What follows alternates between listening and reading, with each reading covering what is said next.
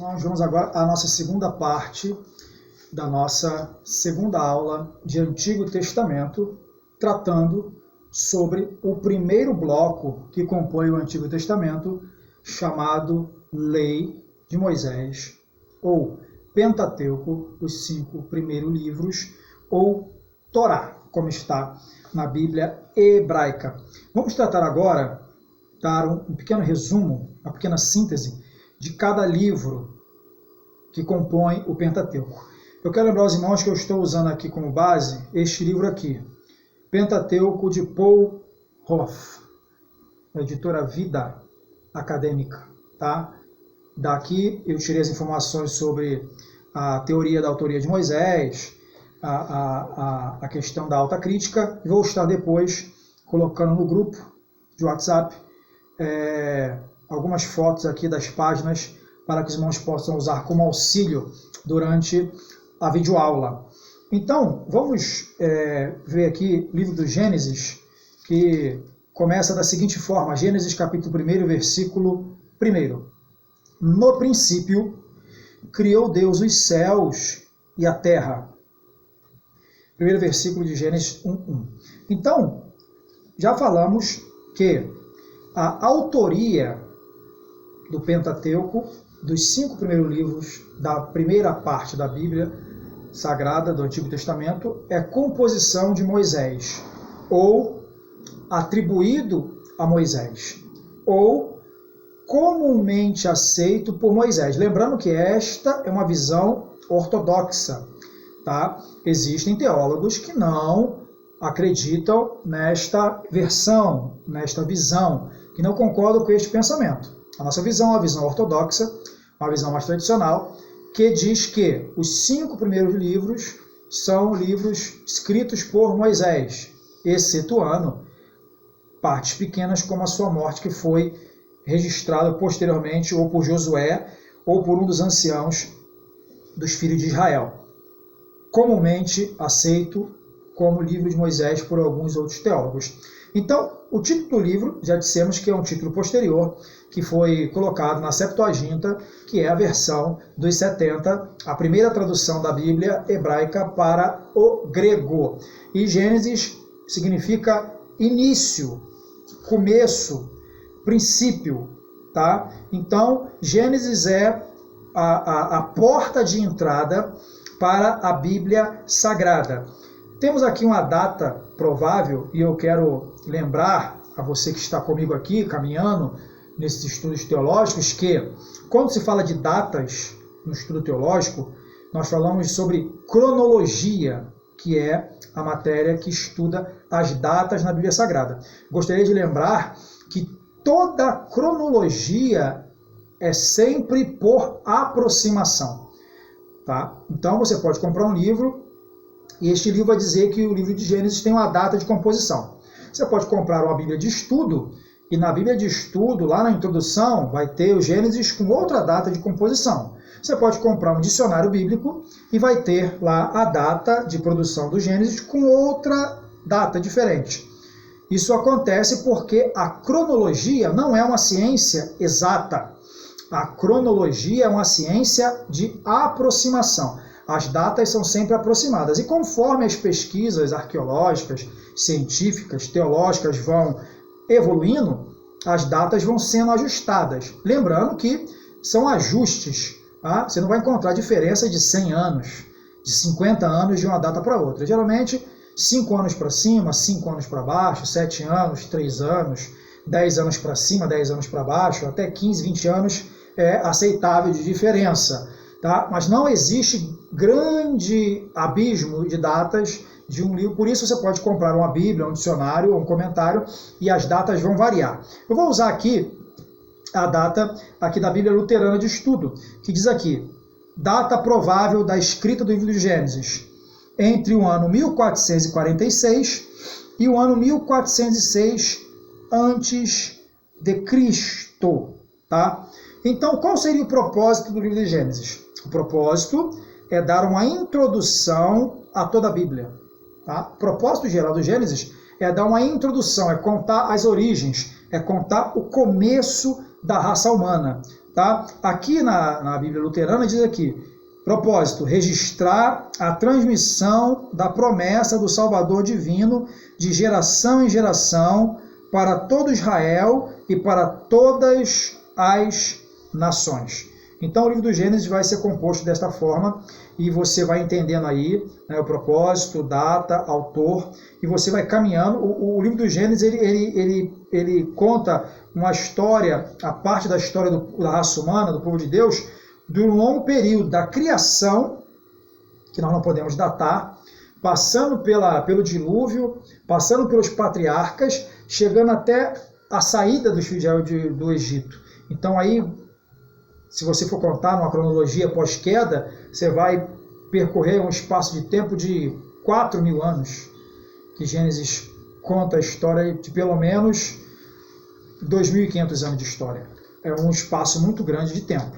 Tá? Então, Gênesis abrange um período muito longo, extenso de tempo, da criação de todas as coisas até a saída dos filhos de Israel da terra do Egito. Tá? Primeiro livro do Pentateuco. O segundo livro do Pentateuco, como nós afirmamos mais anteriormente, é o livro do Êxodo.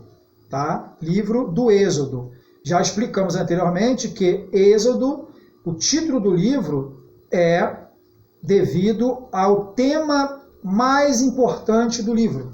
O segundo livro da Bíblia, ele vai tratar principalmente, ou como tema mais importante, da saída dos filhos de Israel da terra do Egito, da libertação, né? A cerimônia da Páscoa, as 10 pragas, a abertura do Mar Vermelho.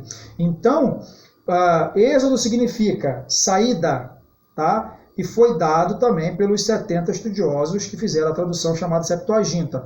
Então, assim está no primeiro capítulo do livro de Êxodo e primeiro versículo. São estes os nomes dos filhos de Israel que entraram com Jacó no Egito. Cada um entrou com a sua família. Rúben, Simeão, Levi, Judá, Issacar, Zebulon, Benjamim, Dan, Naftali, Gade, Azer. Todas as pessoas, pois, que descenderam de Jacó, foram 70. José, porém, estava no Egito. Faleceu José e todos os seus irmãos e toda aquela geração. Então, você pode perceber que o livro do Êxodo é uma continuidade, é a continuação. No hebraico, a primeira parte do versículo começa: e estes são os nomes. Ou seja, uma palavra de ligação que vai trazer uma continuidade. Êxodo é a continuidade do livro de Gênesis. Tá? É um elo de ligação, tá? Entre a criação de todas as coisas e o prosseguimento da raça humana. Moisés também é o autor comumente aceito, como nós estamos tratando aqui com Moisés. A data provável de escrita, aqui por essa Bíblia de estudo, diz o seguinte: por volta do ano 1446 a.C. E o propósito do livro do Êxodo?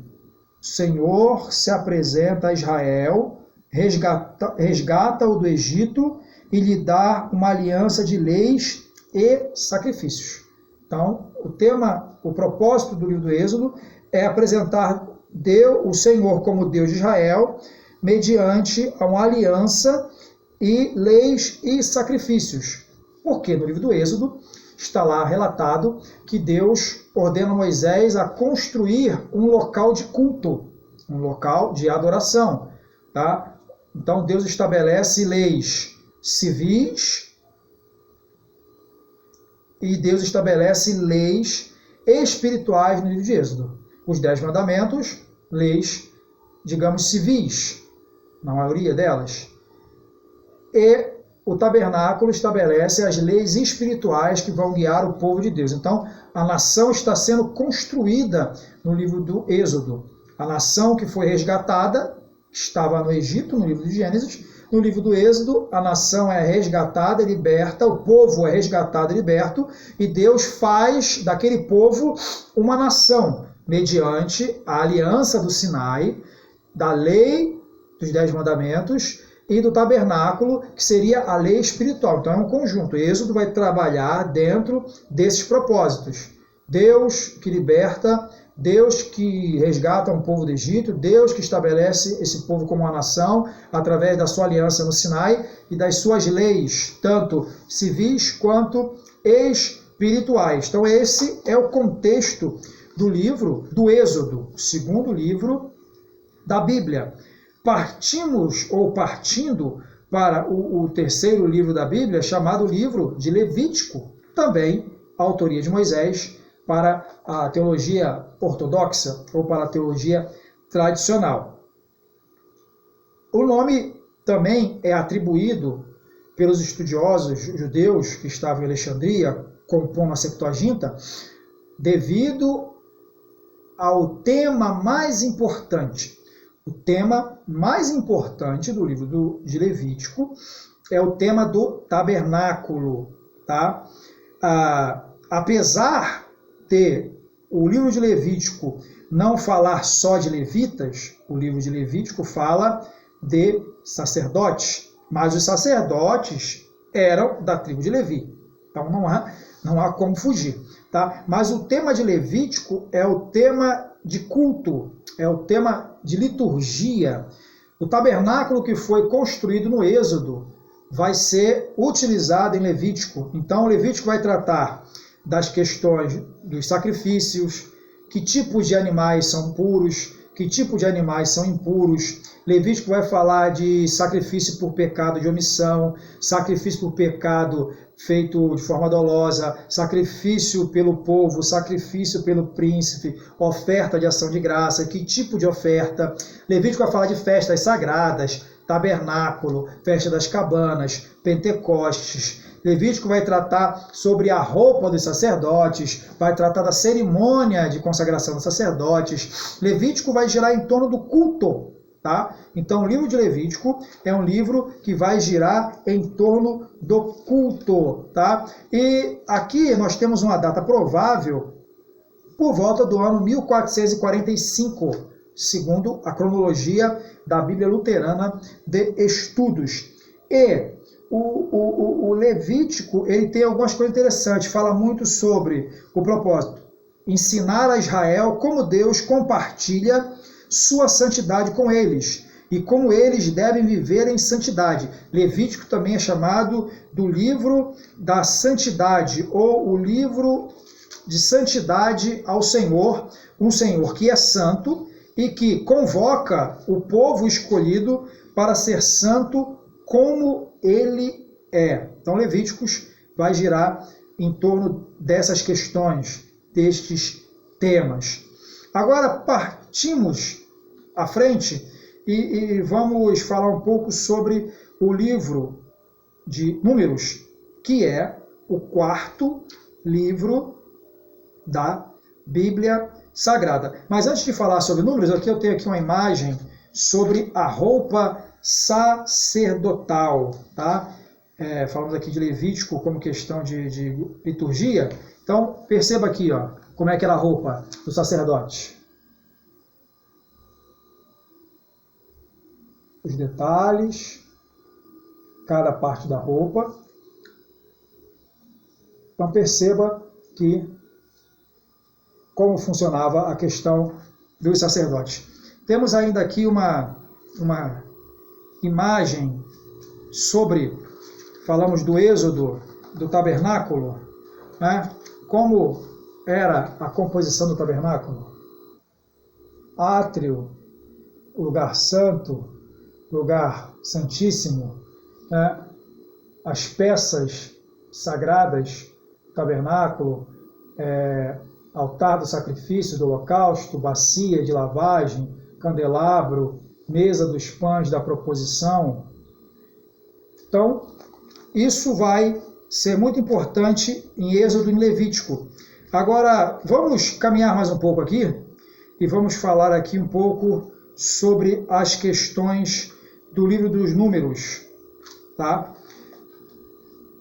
Moisés é o autor, comumente aceito. Data provável da sua escrita entre o ano 443 e o ano 406 a.C. Como dissemos no primeiro vídeo, Números é um livro de censo, de contagem, de numeração, de cadastramento, né? E isso vai ser muito claro, porque Números fala da geração que pereceu, a geração que passou 40 anos peregrinando no deserto e foi consumida pelo deserto. Temos ali a questão da serpente de bronze, que é muito citado, né, nos textos sagrados. Até no Novo Testamento Jesus fala, assim como a serpente foi levantada no deserto, importa que o Filho do Homem seja levantado, fazendo ali uma comparação, porque quem olhasse para aquela serpente seria curado, e quem olhasse para Jesus no Novo Testamento é salvo. Então, o contexto de Números é um contexto do deserto, é um contexto de peregrinação, é um contexto de punição aos rebeldes, tá? Temos aqui uma frase do Maipir muito interessante. Em Êxodo vimos Israel redimido. Em Levítico vimos Israel em adoração. Agora em Números vemos Israel servindo, tá? Então, o propósito, descrever como o Senhor preserva Israel, apesar dos obstáculos, desde Canaã, desde Sinai até Canaã, tá? Temos a questão ali da rebelião de Datã, Corá e Abirão, a questão da serpente de bronze, a questão do povo que seria consumido no deserto porque murmurou, porque reclamou, tá? Então, Números vai girar em torno destas questões e deste contexto específico. Veja que é muito importante que nós venhamos a entender qual o propósito do livro, qual o contexto em que o livro foi escrito, para que a gente possa ter uma melhor análise, para que a gente possa ter um melhor entendimento sobre essas questões, entender a origem dos livros, entender o contexto, a data, o propósito, o autor, vai nos ajudar a entender a mensagem do livro. Então, aqui, finalizando, partindo para o final desta aula, nós falamos o seguinte, que o quinto livro do primeiro bloco do Antigo Testamento, o quinto livro do Pentateuco, é o livro de Deuteronômio. Dissemos anteriormente que o nome do livro, do quinto livro do Antigo Testamento, foi dado pelos estudiosos que comporam a Septuaginta por causa do tema principal. Qual é o tema principal de Deuteronômio? Lembrando que o livro anterior é o livro de Números, é o livro que fala da peregrinação no deserto, é o livro que fala da punição aos rebeldes, é o livro que fala da geração que pereceu por causa da rebeldia, é o livro que fala de Datá, Corá e Abirão, que se rebelaram contra a liderança de Moisés e Arão, é o livro que fala de Balaque e Balaão, aqueles que tentaram atrapalhar o propósito de Deus, é o livro que fala da serpente do deserto, como punição ao pecado. Então, Deuteronômio é a sequência. Deuteronômio, já dissemos, Deutero, repetição, nomos, lei, repetição da lei. O povo de Israel, que está registrado em Deuteronômio, não é o mesmo povo de Israel que está registrado no Êxodo. O povo que atravessou o Mar Vermelho pereceu no deserto, no livro de Números. A geração para que Moisés está falando, Moisés está discursando nas planícies de Moabe, ali, do lado oriental do Rio Jordão. Ele está discursando para um público que não é o mesmo público do Êxodo, e nem o mesmo público de Levítico, e nem o mesmo público de Números. O alvo do discurso de Moisés é para uma nova geração, é para aqueles que eram crianças pequenas, que eram menores de idade, e que seus pais, por causa da rebelião, peregrinaram por 40 anos. Este discurso, ou os discursos de Moisés e Deuteronômio, Deus manda Moisés repetir a lei. Tanto é que Êxodo 20 é a instituição da lei. Deuteronômio vai repetir a lei ponto a ponto. Aquela geração, antes de entrar na Terra Prometida, precisava saber o que Deus queria que fosse feito. Precisava saber quais os códigos civis, quais os códigos de ética, quais os códigos espirituais precisavam ser obedecidos para que eles pudessem alcançar o que Deus prometeu. Deuteronômio vai falar de uma repetição da instrução, uma repetição da lei, que Moisés vai ensinar ao povo como último discurso de Moisés antes da sua partida, antes deles atravessarem o Rio Jordão. E Deuteronômio é o final de um ciclo. Deuteronômio é a despedida de Moisés.